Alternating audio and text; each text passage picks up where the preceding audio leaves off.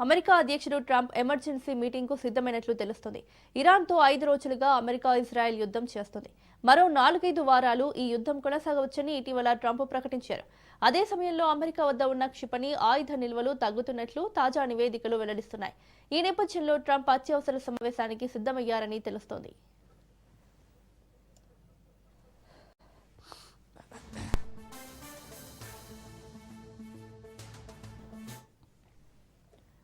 రక్షణ రంగ కాంట్రాక్టర్లు ఇతర ఉన్నతాధికారులను ట్రంప్ శ్వేత సౌధానికి ఆహ్వానించినట్లు సమాచారం. ఆయుధ ఉత్పత్తిని త్వరితగతిన పెంచే అంశంపై వారితో ఆయన చర్చించే అవకాశాలున్నాయి.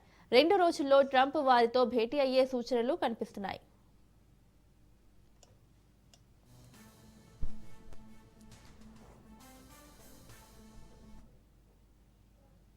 ఇరాన్తో యుద్ధం కారణంగా అమెరికా అమ్ముల పొదిలో భారీగా క్షిపణులు తగ్గిపోయినట్లు పెంటగాన్ నివేదిక లీక్ అయింది. ఆయుధ కర్మాగారాన్ని తిరిగి నింపడానికి రక్షణ శాఖ పెంటగాన్ చర్యలు తీసుకుంటున్నట్లు కథనాలు వచ్చాయి. ఇందుకు భారీ మొత్తంలో ఖర్చయ్యే అవకాశం ఉందని అంచనా వేశాయి. గత 3-4 ఏళ్లుగా రష్యా ఉక్రెయిన్ మధ్య యుద్ధం సాగుతుంది. ఉక్రెయిన్కు 4 ఏళ్లుగా అమెరికా ఆయుధాలు అందిస్తోంది.